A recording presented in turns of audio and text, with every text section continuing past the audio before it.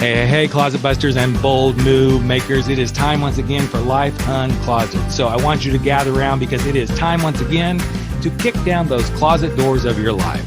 We're here to escape our BS, explore our fears, and elevate our self-expression. I'm your host, Rick Clemens. I'm the bold move expert and that coming out guy who's going to take you to the party, the pulpit, the wake, and back to the party of living your life uncloseted. So come on along with me and grab hold of yourself and get ready to step out, step up, and step into facing your fears, making your bold moves, and living life without apologies. Now let's get to the show. Hey, closet dwellers and bold move makers. It's time once again for Life Uncloseted. And today we are going to bust through some doors of some stuff that sometimes isn't really easy to talk about, but it needs to be. And you guys have heard me talk about my own battles with depression.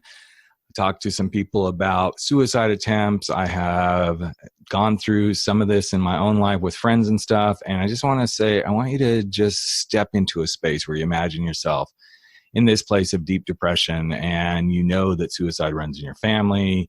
You probably contemplate suicide almost as often as you change your underwear. And then I want you to imagine that you find a way to move through life by using humor to inspire hope and laughter to save your own life and to save the life of others.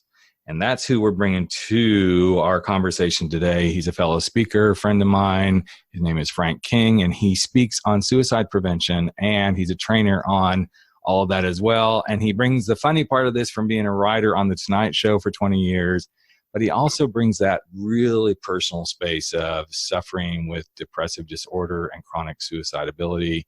And I just want to say this is a subject that I wish we would talk about more, and this is why I wanted to bring Frank onto the show. And thank you, Kelly Jakes, for introducing us. Kelly was on the podcast not long ago with another fellow speaker, and I love that we are having this conversation today. So, Frank, welcome to the show, my friend. Hey, and you know what, Rick? You know this, but the listeners don't know this yet. I am literally in the closet, and I know. I'm not gay. Not there's anything wrong with that, as Seinfeld would say. But yeah.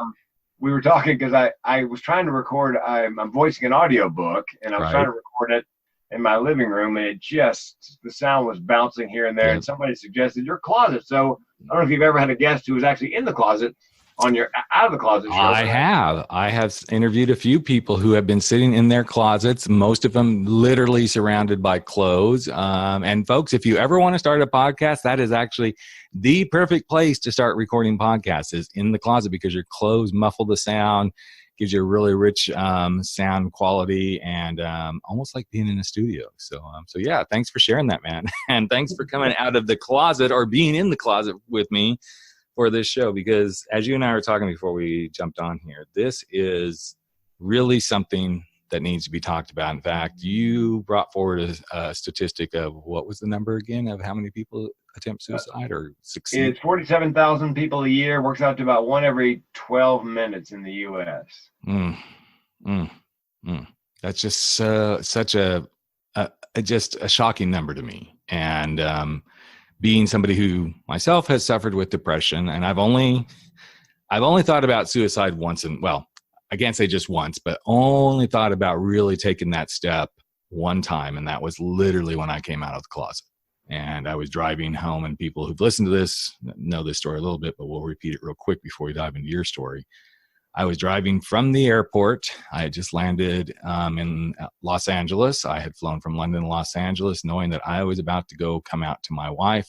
And there were about 4 opportunities on that freeway where I looked in the rearview mirror and saw semi-trucks right in the lane next to me. And I thought, man, it could be so easy to just turn that wheel and nobody would ever know the difference. And so been there, but this is something that you have really turned into your life work. So let's talk about where this all started for you, man. Well, I've been doing stand-up comedy since day after Christmas 1985. My lovely wife and my girlfriend and I went on the road. This is kind of the beginning of the comedy boom.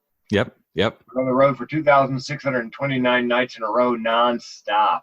Wow. No home. And I always wanted to make a living, which I did at stand-up comedy, but I also wanted to make a difference. I just could never figure out what I had to tell or teach anybody. I didn't really have any learning objectives or outcomes or, takeaways.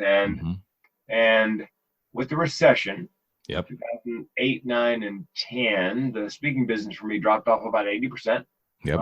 I lost everything in a Chapter 7 bankruptcy. And I came close enough to ending my life that I can tell you what the barrel of my gun tastes like. Spoiler alert, didn't pull the trigger. I tell that story in my keynote. I told it 2 weeks ago in Philadelphia, and a friend of mine was in the audience. He'd never heard me say that. So he comes up afterwards, and he goes, "Hey, man, how come you didn't pull the trigger?" I go, "Hey, man, could you try to sound a little less disappointed?" Exactly. So didn't pull the trigger. I turned out my life insurance policy. A lot of people don't know this, but life insurance policies often have a 2-year suicide clause. Yep. You kill yourself in the first 24 months, they just give your premiums back. If you wait till 24 months and a day, then my wife would have gotten $1 million. And I refused to leave my wife both brokenhearted and destitute. So when I realized I only had the policy 22 months, I had 2 months to wait before I could kill myself. Wow. And in an ironic twist, and I've heard other people who have chronic suicidality say this, because I knew that at 2 months and a day, I could check out, that helped me stay alive for those 2 months, knowing I was sitting in the window seat in the exit row, and that at 2 months and a day, I could complete the suicide. So in a strange way, my chronic suicidality has kept me alive. Very interesting. You know, I interviewed a friend of mine. It's been in the last year. He's a young guy. I think he's in his early 30s now, but when he was, I'm going to get the age wrong, but I think he was around 26, right? 26, 27. He had just gone through a divorce. He was losing a business and he wasn't really happy. He wasn't in great shape, but he wasn't like, overly obese and everything. And very similar to what you said, he gave himself 6 months and he's like, I'm going to do this in 6 months, but between now and 6 months, I'm going to go do everything I want to do that I said I'm going to do. And the amazing thing is, again, he's still here. It became his life work because now his company is called the Bucket List Life, and he helps people go live their bucket lists. And because he went and lived his, he ran with the bulls, he hiked Machu Picchu. I mean, I can't even remember everything that he did in that 6 months time. But he said, it's really interesting. The thing that I most wanted to do when I started doing my bucket list, it was my bucket list that kept me alive. And now is the reason I'm here. So really well, and I did a TEDx talk called Suicide, the Secret of My Success, Dead Man Talking. Right. And yeah, and by the way, that one, I sent that in and they called me the next day. You're on. Wow. Well, and what it is, again, I was married to a lovely woman, but miserable. Selling insurance, great business, miserable. I was not going to open mic nights. This is in the early 80s. Yep. I really believed that I was born to be a comedian. And so the thought occurred to me, I was going to kill myself. And that was a very empowering thought because I realized, wait a minute, I could divorce my wife, quit my job, try stand-up comedy. If it works, which I think it will, great. If it doesn't, hell, I can still kill myself. So that's what I did. And the difference between me and a neuronormal or neurotypical person, let's say I had a twin brother, same situation. Unhappily married, job, didn't like it, thought he should be doing comedy, but was neuronormal, not depressed or suicidal. Right. Come to the same juncture, I could do stand-up comedy, but if it doesn't work, oh God, I would lose everything. Well, I had nothing to lose. Right. And I've bumped into a number of people, entrepreneurs and other entertainers, who have the very same thought process. That's why they're doing what they're doing today, is because they thought, well, if I keep doing this, I'm going to kill myself. I might as well give it a shot. Yep. In fact, my friend I was just talking about, his thing that kept him moving forward was when he finally said to himself, what if this is the worst it ever got? What if this is my worst? And that was when things started to move, because he's like, I can't go any lower. It's not going to get any worse. And that was when the inspiration came for him. So for our listeners, I want to kind of just explore this because I know what it means. But this depressive disorder, I would not classify myself there, but I do take my meds daily to just like keep me balanced. And I'm very fortunate because I'm on a very low dosage of this stuff. But let's talk about the chronic suicidality. Let's really explain that to the listeners, because I know it's basically you just have chronic thoughts of suicide on a pretty regular basis, right? Yes, it's and when I speak, Rick, I think almost every time I've spoken, somebody has come up afterwards who has it. Yeah. Didn't know it had a name, just thought there was some kind of freak. Yeah. And what it is the way I explained in my first TED Talk when I came out as depressed and suicidal, which nobody knew, not even my wife. Right. I explained this way. A couple of years, suicide, the idea of suicide is always on the menu as a solution for problems large and small. When I say small, a couple of years ago, my car broke down. I had 3 thoughts, unbidden. 1, get it fixed. 2, buy new. And 3, I could just kill myself. And that's chronic suicidality. I find myself sitting at a railroad crossing. The arms are coming down, the lights are flashing. I look over the train and think, wonder how hard I'd have to hit that crossing bar to go through that one and not through the other one. So I end up on the tracks, not on the other side. All right. It's I've had that so long. It really is nothing more for me than a math problem. Right. It's just a thought. I mean, it's like, we a lot of times when you're doing this work about, any kind of personal development work, there's always that, okay, well, let's just watch our thoughts. Let's just watch them come through and then they go past and they come through and they go past. And I've had another friend who is in this same space. It's like they've gotten to the point where they know that thought's there. They see it. They recognize it. They're very mindful of it. And then it just moves on. But it isn't like, okay, let's really do the follow through. So what keeps you, or in general, but I'm going to say in you, from doing the follow through at this stage? Well, and that's going to be part of what I do in my next TED Talk, if I ever get another one. Normally, if somebody's depressed, the protocol is you ask them, are you depressed? Yes. Right. Are you having thoughts of suicide? Yes. Do you have a plan? Well, I'm chronic suicidality. I got a half dozen plans. Which one do you want to hear? Right, exactly. The next question should be, I believe, well, are you going to kill yourself? And my answer would be no. Why would I kill myself? I think if that were the next question and people could answer it honestly without worrying about, a 5150, as they say in California, being locked down for 3 days, then more people would come forward with those thoughts. And then the next question, I believe, the last one, and I think it's important, if I say I'm not going to kill myself, you should ask, okay, well, then tell me why not. So, a positive note. And here's my why not, Rick. I realized this back in January. I was in Billings, Montana. I had just spoken at the University of Montana Billings. I'm standing outside waiting for the young man to come back with his pickup to take me to the hotel. It's snowing. It's dark. There's a street light a little ways away, so it's not fully dark. Right. Snow's coming down, and I'm thinking about those people who come up after my keynote and the relief they feel to find out they're not alone. It has a name. They're not freaks. And I think what I've done is I've taken them just far enough off course, the course to suicide, that perhaps they'll live a full life. So I'm thinking about these people. It's snowing. It's dark. And I thought, oh, dear God, I am George Bailey in It's a Wonderful Life. I've been shown what people's lives would be like if they didn't hear me speak and never realized they were not alone. And so and then my next thought was, oh, I can't kill myself because I would take all those people with me. Yep. And then the comic in me said, next line, they would probably pursue me through eternity. You couldn't wait a week. Oh, but it's so true. That's what keeps me alive. And I've heard other people say, if it weren't for my chronic suicidality, the option, right, I would have killed myself a long time ago. But I know, it's once you cross that barrier and you're willing to do it, then it's right. But again, like I said, I can't do it now because I would be doing a disservice to everybody who will hear me speak in the future and perhaps, take them off that course, that path to suicide. Yeah, it's interesting you bring that up, Frank, because people have asked me over the years. So originally this was the Coming Out Lounge. This is what this podcast was entitled. And then we made it into Life Uncloseted. And people said, why did you do this? And I said, because I got to a point where I love supporting my community, but it isn't just about them.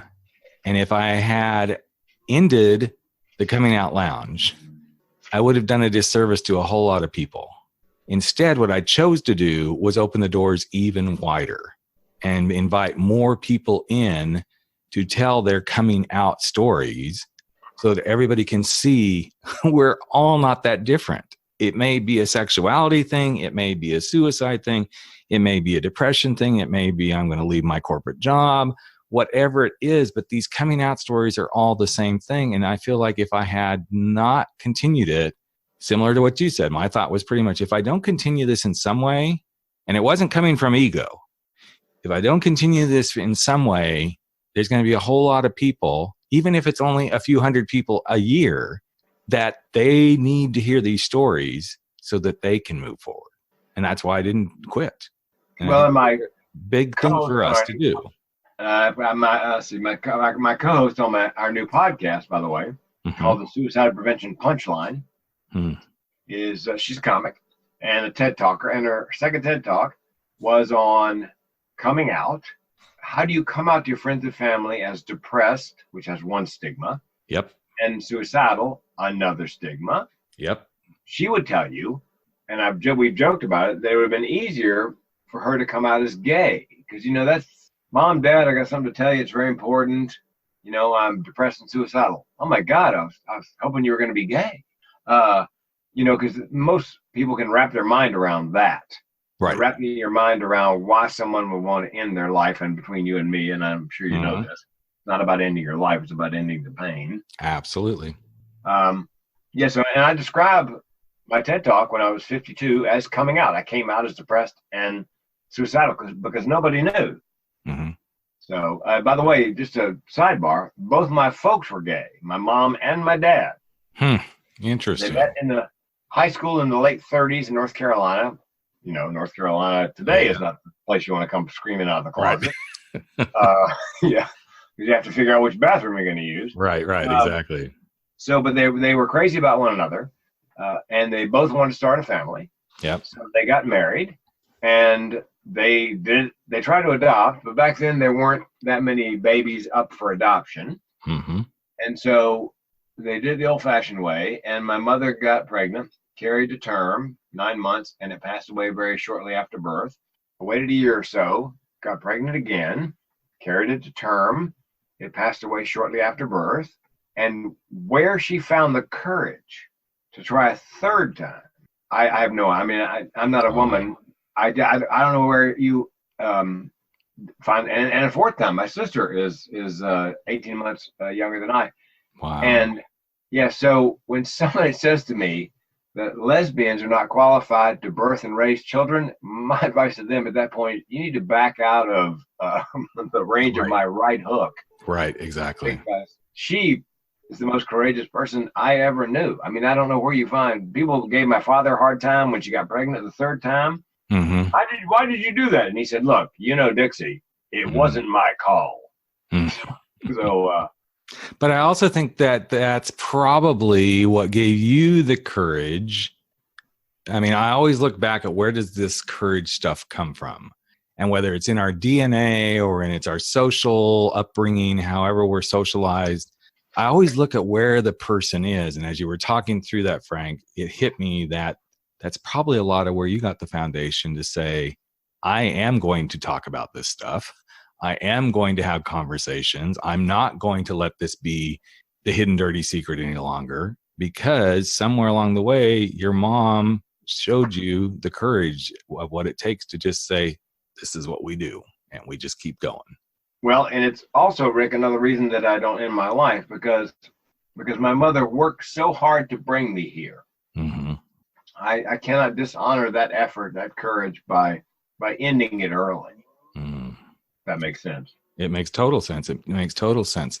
So as this moves forward and you continue to move through your life, you've explained, why you don't do it and all this stuff. And I love these questions because I have dealt with a few clients in my work as a coming out coach. I will ask some of those questions like, so if you did, how would you do it? Because that's my signal of I'm in some territory that I'm not trained for, but I know enough to okay, let's ask that question so that I can say, I really think it's important for you to talk to a therapist at this point. I will support you as a coach the best I can, but we need to get you some more help that can really help you there. And of course I have all the numbers for suicide prevention and everything is, and all my Rolodexes, all that stuff ready to go in case somebody goes there. I'm curious though, why do you think, and I'm making an assumption, but I think my assumption's pretty solid here. Why do you think this is such a hidden epidemic for men? Oh, Lord. Yeah, it is an epidemic. 8 out of 10 suicides in the U.S. are white males age 45, 54. Wow. Yeah, and there are a number of reasons. The one is it's the jobs people think the manufacturing jobs went overseas. Right. Only 12 to 15% went overseas. The other 85, 88% have gone to robots and AI, automation. And think about that. That's a lot of jobs that somebody, blue collar, maybe a union gig, good wages, allow them to climb into the middle class. Right. And the job disappears. Yep. And, men's egos are often tied to their employment. Absolutely. And secondly, men, and if I recorded on our website for the book we wrote, Guts, Grit, and Grime, I recorded the foreword by a gentleman who invented something called QPR, Question, Persuade, Refer. It's training in spotting depression, thoughts of suicide, and what to do, what to say. He says he works with men who are suicidal. Mm-hmm. A lot of therapists don't want to work with someone who's suicidal, men who are suicidal, because they're afraid the family will sue if the man completes. Mm-hmm. And he says, in his experience, men wait too long to address, say, a lump in their testicle, or to get a PSA test or colonoscopy, or they rationalize chest pains away. Right. Because they're men. They're, big boys don't cry. Exactly. So they don't reach out. And that's a big part of the problem, is rather than reach out, they reach for the bottle, they reach for some kind of drug and spiral downward. If you're 50 years old, you've been working in a manufacturing plant your entire working life, and all of a sudden you're adrift, can't support your family. There's a lot of pride that goes with that. Yep. And so that's why the book is called Guts, Grit, and the Grind, a men's mental fitness manual. Yep. The idea was, the author, Sarah Gare, one of my co-authors, went to the bookstore to find a book on men's mental health and couldn't find it. Thought, well, there's a vacuum. Yep. So so what we know is men take advice from other men. My wife will tell you, she could give me a Nobel Prize winning idea and I would poo-poo it. But if the mailman told me the same thing, I'm on my way to Oslo to get the hardware. Absolutely. So we have 42 stories in the book, 2 of which are mine, of men with a wide variety of issues: bankruptcy, alcoholism, gambling addiction, whatever. Yep. 500 words are things are good. The middle 500 words are things went to hell in a handbasket.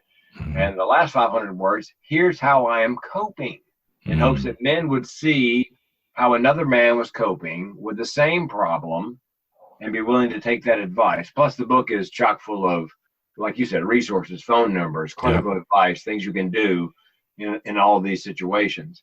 Now, the way the book came about was I got a call from the 2 women, Dr. Sally Spencer Thomas, psychologist, and Sarah Gare, suicide prevention trainer.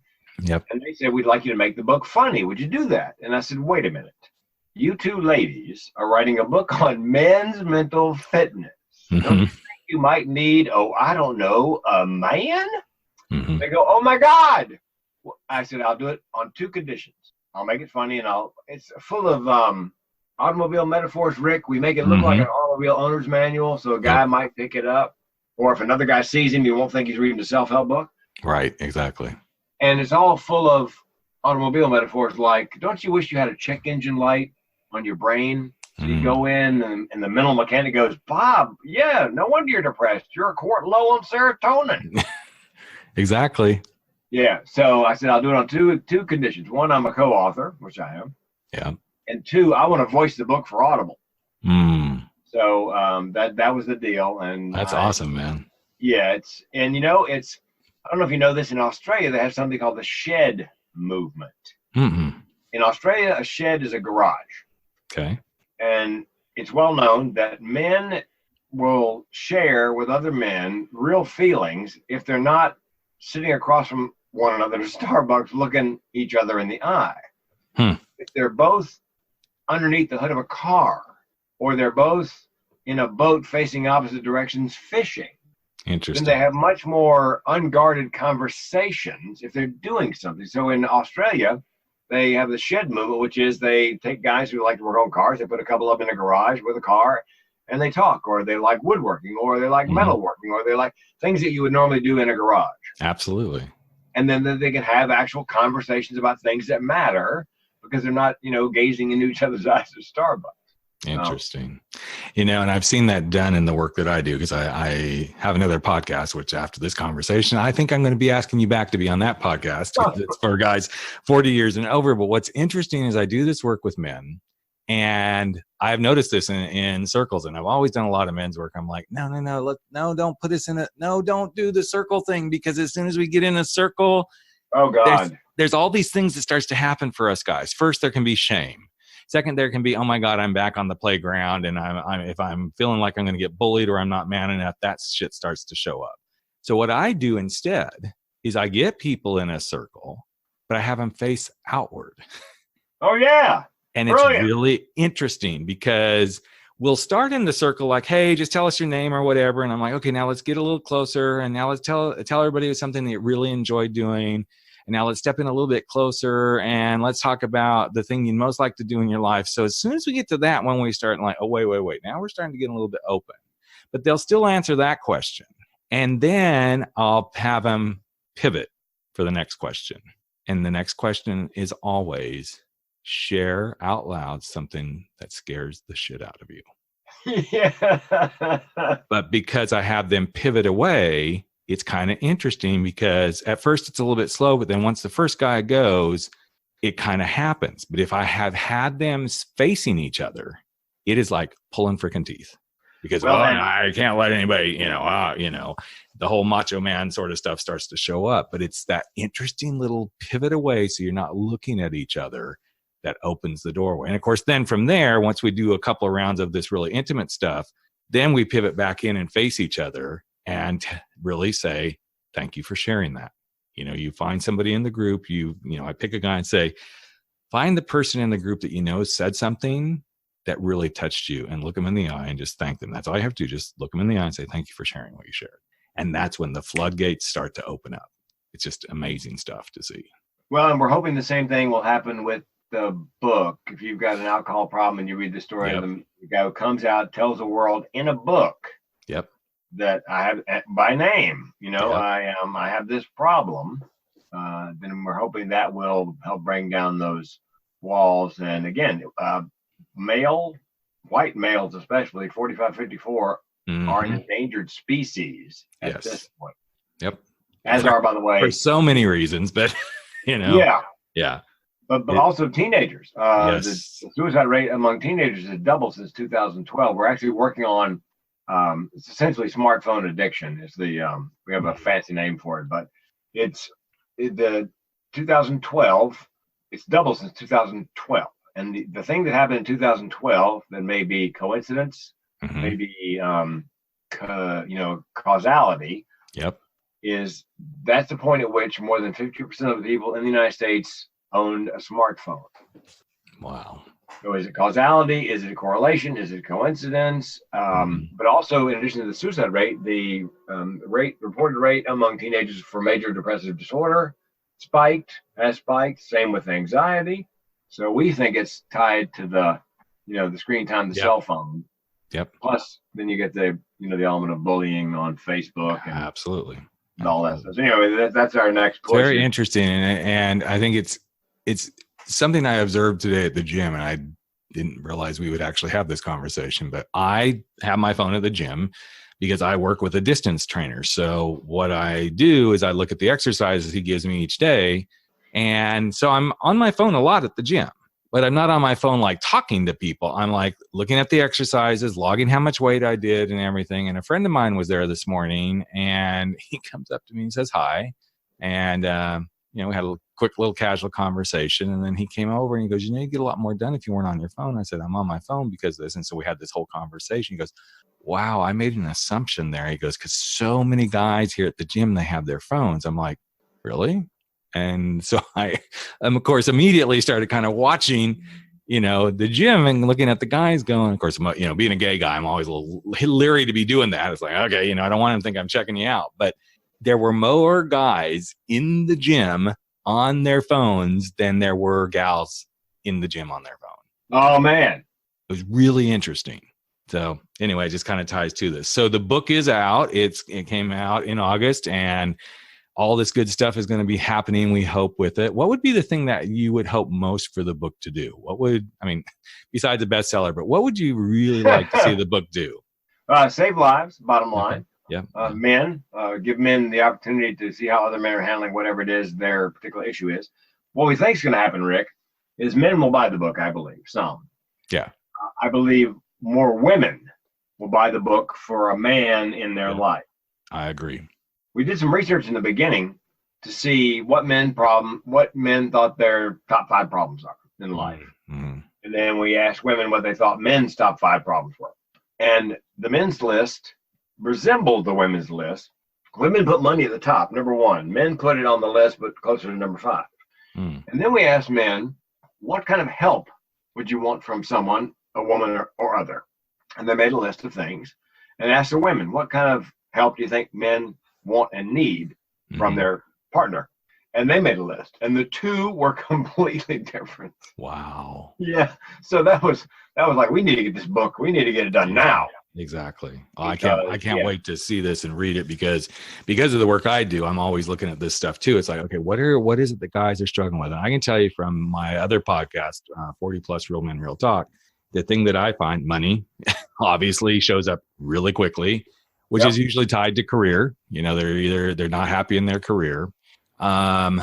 Relationships shows up pretty dang high on that list too, whether it's relationships because they're married or with a girlfriend or a boy, husband or whatever.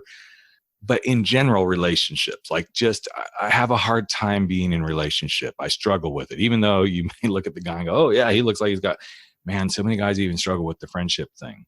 One that I was a little surprised at so far, just in the guys that I've been having on the podcast, one that I was really surprised at was this sense of, I'm not, and I hate to use the word purpose, but I'm going to, I don't feel like I'm doing what I'm here to do.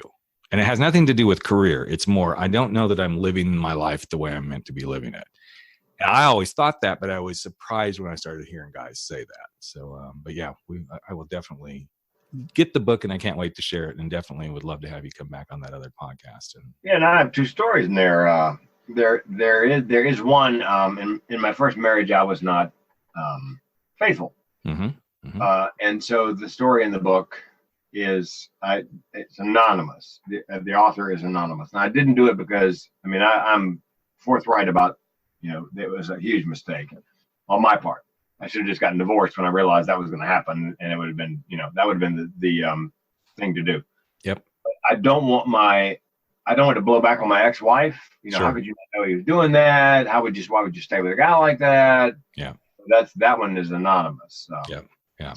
Yeah. Here's something interesting that I found, and I think you'll find this interesting too. So, I think you're spot on. I think a lot of women will buy this book for guys they know.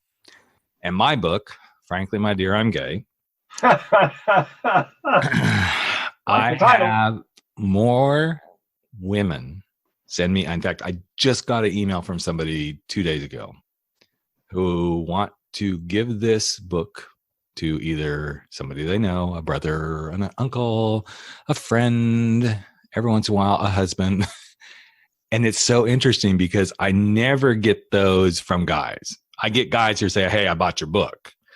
But I get more women saying, I'd really like to share your book with such and so, but I just don't know if I should. And I almost always say, no, I don't think you should, because coming out is a very personal journey.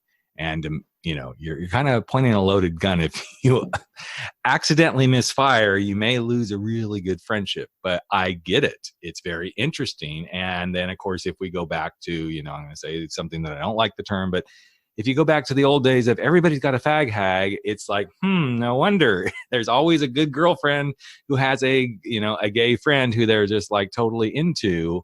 And I find it really interesting that that's how my book gets into some hands, because some women are like, I had one woman order like 3 copies, and she literally went to friends' houses while they were at work and left the book on the front porch. Oh. I'm like, I hope you wore gloves when you did that. But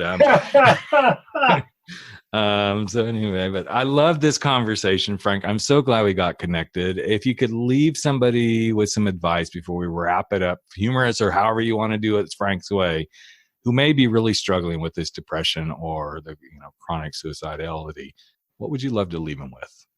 Two things. One, for neuronormal people who often ask me when they have a friend or loved one who's struggling, what do I say? And I say, don't say anything, just listen. And the second thing is, and I say this in my keynote, if you are suicidal, please call the Suicide Prevention Lifeline or text, connect to 741-741. If you are just having a really awful day, call somebody crazy. And I give out my phone number in all my keynotes because I tell them, look, here's the deal. If you call me and you're just having a really awful day, I'm not going to judge. I'm not going to, as they say, should all over you. You should do this and you should do that and you should try fish oil. Right. I'm just going to, as a friend of mine who's double diagnosed with alcoholism and depression, I'm just going to co-sign your bullshit. I'm just going to listen and go, oh, dear God, oh, cry. How could you possibly survive that? So, it's seek out. I meet once a week on Mondays with, I call it my crazy coffee clutch, with 3 or 4 friends who have mental illness, because we can take our game faces off and be ourselves and share if we've got difficulties or triumphs or whatever it is, or just really dark jokes, things that would horrify neuronormal people. So anyway, that would be it. If you're neuronormal and you have a friend who's depressed and having thoughts of suicide, just listen. And if you are suicidal, call the hotline. If you're just having a really bad day, call a crazy person and. It's interesting, the parallels here, because when I get asked that question, should I just confront my friend and help them come out? My answer is no. You should just let them be who they are. You can be subtle in how you support. Like you could, of course, when I first started speaking, it was, back in the day when, Ellen was really becoming big and all this sort of stuff. And, I would say, oh yeah, did you see that episode of such and such where it had the 2 gay characters? It was so good. Or Will and Grace, did you see? It's kind of like, say the things that says, hey, I'm supportive, without, bitch, I know you're gay, come out of the closet. You don't want to do that. And secondly, if you're really struggling with this, call the Trevor hotline or call the LGBTQ coming out hotline.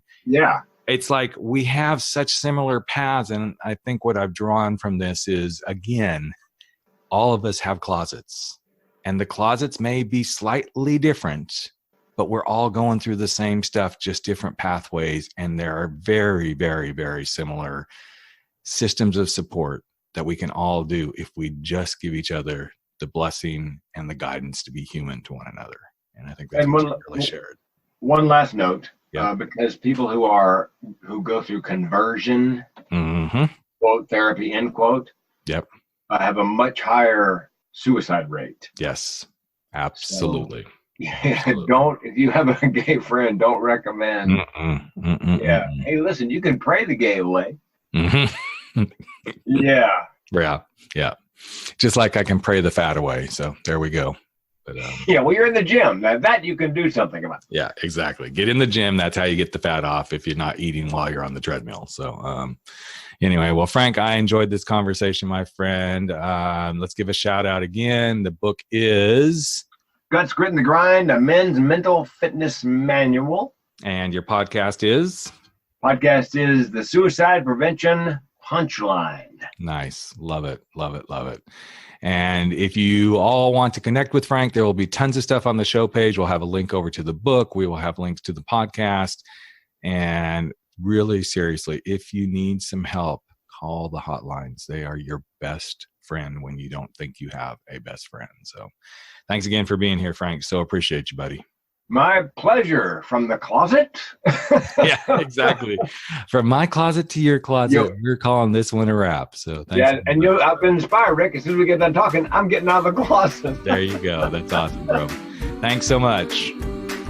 Hey, Life Uncloseted family. Another episode of Life Uncloseted has come to an end, and it is time for all of us to sashay away and go face our fears, make those bold moves, and stand up to living our life without apology. But before you do, I've got a favor to ask of you. Would you hop over to iTunes or Spotify or Podbean or wherever it is that you're listening to this and just give us a little bit of love if you like what we're doing here at Life Uncloseted. Here's what it does. It helps other people find the show. It helps other people get to know what we're all about. And you just might help change a life. In fact, if you really want to change a life, we'd love it if you just ask a friend to take a listen and see what they think. So that's it. Love you all deeply. I'm Rick Clemens, the host of Life Uncloseted, and never stop stepping out, stepping up, and stepping into living your life uncloseted.